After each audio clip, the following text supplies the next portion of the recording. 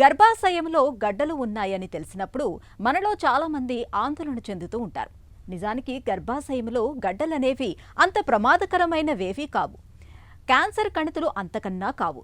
కాకపోతే ఈ కణితుల పరిమాణం పెరుగుతున్న కొద్దీ నెలసరిలో చిక్కులు పెరుగుతూ ఉంటాయి. అయితే గర్భసంచిలో ఫైబ్రాయిడ్స్ పరిమాణం తక్కువగా ఉన్నప్పుడు చాలా వరకు మందులతోనే వాటిని కరిగించేయొచ్చు. లేదంటే యూట్రైన్ ఎంబోలైజేషన్ అనే విధానంలో వాటికి రక్త ప్రసారం అందకుండా చేసి వాటంతటా అవే రాలిపోయేలా చేయొచ్చు. పరిమాణం మరీ పెద్దగా ఉన్నప్పుడు లాప్రోస్కోపీ లేదా ఓపెన్ సర్జరీ చేయటం ద్వారా వాటిని చాలా తేలికగానే తొలగించవచ్చు. గర్భసంచిలో కణితులకు ఆధునిక చికిత్సల గురించి ఇప్పుడు తెలుసుకుందాం.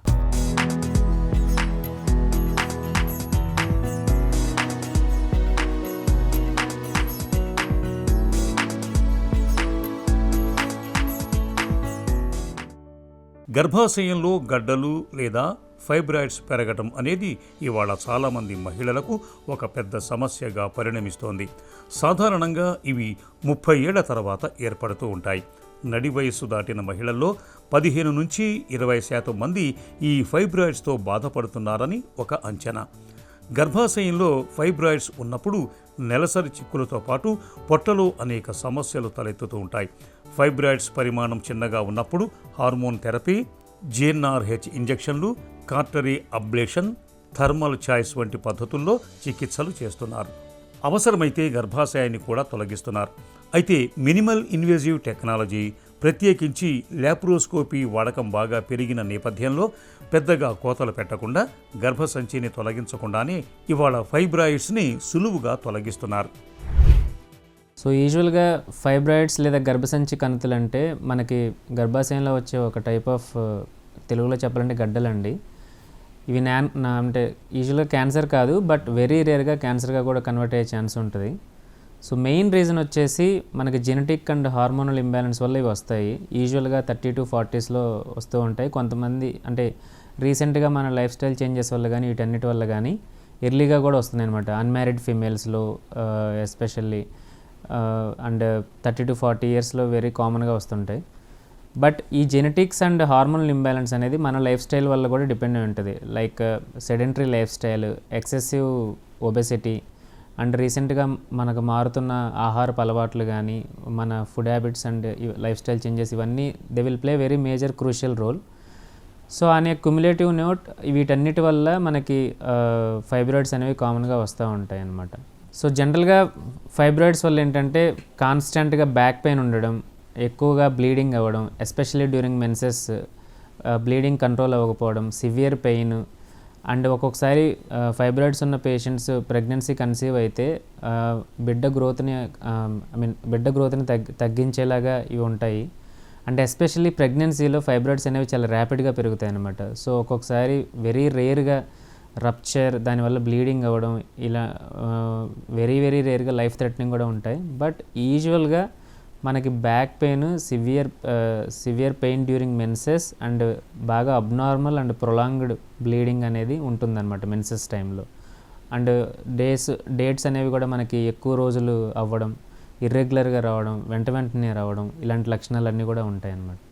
గర్భాశయంలో కణితుల్ని, వాటి పరిమాణాన్ని స్కానింగ్ చేయటం ద్వారా ఖచ్చితంగా గుర్తించవచ్చు. అల్ట్రాసౌండ్, MRI పరీక్ష ద్వారా ఫైబ్రాయిడ్స్ని గుర్తిస్తారు. అవసరం అనుకుంటే ఎండోమెట్రియల్ బయాప్సీ, హిస్టరోస్కోపీ, హిస్టరోసాల్ఫింజియోగ్రఫీ, లాప్రోస్కోపీ వంటి పరీక్షల్ని చేయటం ద్వారా ఫైబ్రాయిడ్స్ పరిమాణాన్ని, వాటి ఆకారాన్ని చాలా వరకు ఖచ్చితంగా నిర్ధారించుకోవచ్చు. కణితుల పరిమాణం చాలా చిన్నగా అంటే మిల్లీమీటర్ల పరిమాణంలో ఉన్నప్పుడు మందుల సాయంతో వాటిని చాలా తేలికగా కరిగించవచ్చు. ఫైబ్రాయిడ్స్తో ఇబ్బందులు తక్కువగా ఉన్నప్పుడు హార్మోన్ చికిత్స చేయటం ద్వారా వాటి పరిమాణం కుచించుకుపోయేలా చేస్తారు. కణితులు మరీ పెద్దగా ఉన్నప్పుడు మయోమెక్టమీ సర్జరీ చేసి వాటిని తొలగిస్తారు. రక్త సరఫరాని నిలిపివేయటం ద్వారా ఫైబ్రాయిడ్ కుచించుకుపోయేలా చేసే యూటరైన్ ఎంబోలైజేషన్ అనే కొత్త ప్రక్రియ కొత్తగా అందుబాటులోకి వచ్చింది. యూట్రైన్ ఫైబ్రాయిడ్ ఎంబోలైజేషన్ అంటే సింపుల్గా చెప్పాలి అంటే మనం ఫైబ్రాయిడ్ అనే కాదు, జనరల్గా బాడీలో ఎక్కడైనా ఒక గడ్డ అనేది పెరగాలంటే దానికి తగినంత రక్త సరఫరా అనేది అవసరం అన్నమాట. సో మనం యూట్రైన్ ఫైబ్రాయిడ్ ఎంబోలైజేషన్ ద్వారా స్పెసిఫిక్గా ఫైబ్రాయిడ్కి సప్లై చేసే బ్లడ్ సర్క్యులేషన్ని కట్ చేస్తాం. So that it will gradually shrinks. Uterine fibroid embolization లేదా యుట్రైన్ ఆర్టరీ ఎంబులేషన్ అనేది వెరీ మినిమల్ ఇన్వాసివ్ ప్రొసీజర్ అండి.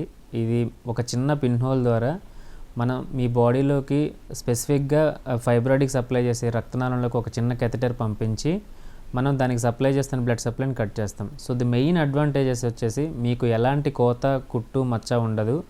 అండ్ సెకండ్ థింగ్ వచ్చేసి it's completely done under local anaesthesia. So మీకు మేజర్గా జనరల్ అనస్థీషియా, స్పైనల్ అనస్థీషియాస్ ఏమి ఉండవు. And depends on pain severity మీరు maximum 1 or 2 daysలోని you will become completely normal. Because ఎందుకంటే మనం సర్జరీ లాగా ఎక్కడ మేజర్గా కోత, కుట్టు ఏం పెట్టం కాబట్టి మీ రొటీన్ లైఫ్ స్టైల్కి మీరు చాలా త్వరగా రాగలరు. అండ్ సిమ్టమ్స్ కంట్రోల్ కూడా చాలా బాగుంటుంది. మెయిన్గా మీకు ఉన్న అబ్నార్మల్ బ్లీడింగ్ కంప్లైంట్స్ ఇవన్నీ కూడా చాలా త్వరగా రిజాల్వ్ అవుతాయి. మెయిన్ అడ్వాంటేజ్ వచ్చేసి like no anaesthesia, no scar, no suture technique. So ఒక చిన్న పిన్ హోల్ ద్వారా మీరు లిటరల్గా లైక్ ఓహో ఇంతేనా అన్న ఫీలింగ్ వస్తుంది అనమాట. So this is the best advantage.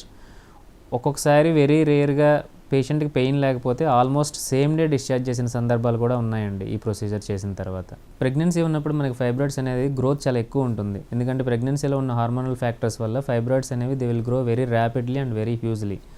So ఇలాంటి సిచ్యువేషన్స్లో మనకి ఏంటంటే వేరే అన్వాంటెడ్ కాంప్లికేషన్స్ అంటే బిడ్డ గ్రోత్ తగ్గడం, ఇంకా మదర్కి కూడా ఇబ్బందులు రావడం, ఇలాంటి ఇబ్బందులు రావచ్చు. సో డెఫినెట్లీ ప్రెగ్నెన్సీ కోసం ప్రయత్నించే వాళ్ళకి కూడా ట్రీట్మెంట్ చేయాల్సిన అవసరం ఉంది. బట్ ఇక్కడ ఒక చిన్న ఫ్యాక్టర్ ఏంటంటే ఎనటామికల్ ఫ్యాక్టర్స్ని కన్సిడర్ చేస్తామన్నమాట. అంటే బ్లడ్ వెజల్స్ యొక్క ఎనాటమీ, సమ్టైమ్స్ ఓవరీకి, గర్భసంచికి సప్లై చేసే రక్తనాళాలు ఒకే దగ్గర నుంచి రావడం, ఇలా కొన్ని ఫ్యాక్టర్స్ ఉంటాయి. వీటిని చూసుకొని ట్రీట్మెంట్ అనేది చేయడం జరుగుతుంది. అండ్ వన్ మోర్ థింగ్ ఏంటంటే there should be pregnancy free period. అంటే అట్లీస్ట్ ఒక 6 months పాటు అనేది మనకి లైక్ ప్రెగ్నెన్సీ కోసం ప్లాన్ చేసుకోకుండా ఉండాలి మెయిన్గా. సో ఈ ఫ్యాక్టర్స్ని దృష్టిలో పెట్టుకొని ట్రీట్మెంట్కి అనేది వెళ్ళడం జరుగుతుంది.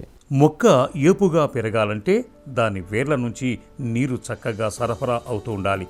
వేర్ల నుంచి నీటి సరఫరా ఆగిపోతే మొక్క క్రమంగా వాడిపోయి చివరకు ఎండిపోతుంది. ఎంబులైజేషన్ ప్రక్రియ కూడా అచ్చంగా ఇలాగే ఉంటుంది. ఎంబులైజేషన్ విధానంలో గర్భాశయంలోని కణితులకు ప్రాణాధారమైన రక్తాన్ని అందకుండా చేస్తారు. కణితులకు రక్తాన్ని సరఫరా చేసే రక్తనాళాలను గుర్తించి వాటి గుండా రక్తం సరఫరా కాకుండా ఆపేస్తారు. దీంతో కణితికి రక్తం అందకుండా పోతుంది. దీంతో ఫైబ్రాయిడ్ కణితి క్రమంగా ఎండిపోయి చివరకు రాలిపోతుంది. ఎంబులైజేషన్ ప్రక్రియను గర్భసంచి తొలగించటానికి ప్రత్యామ్నాయంగా చెప్పుకోవచ్చు. ఈ విధానం పెళ్లిగాని అమ్మాయిలకు బాగా ఉపయుక్తంగా ఉంటుందని చెబుతారు నిపుణులు.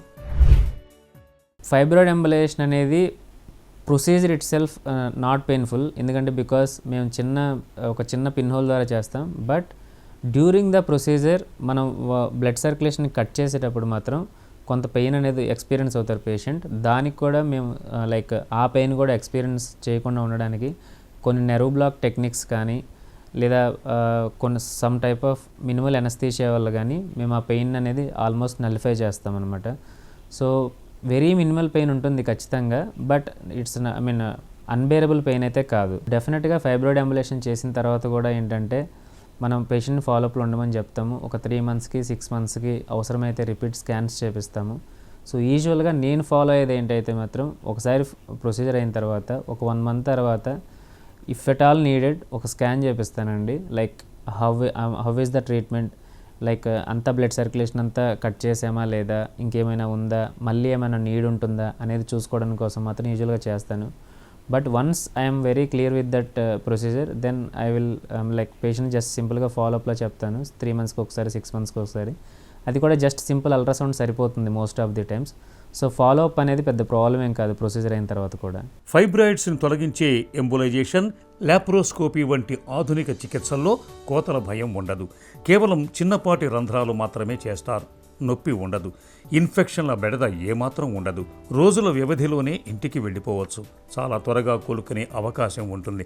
కెమెరాతో చూసే ఈ విధానంలో కంటికి కనిపించని శరీరంలోని అతి సూక్ష్మమైన భాగాలు కూడా 10 రెట్లు పెద్దవిగా కనిపిస్తాయి. దీనివల్ల ఎంబులైజేషన్, లాప్రోస్కోపిక్ సర్జరీని ఎంతో నిక్కచ్చిగా, సులువుగా చేయటం సాధ్యమవుతోంది.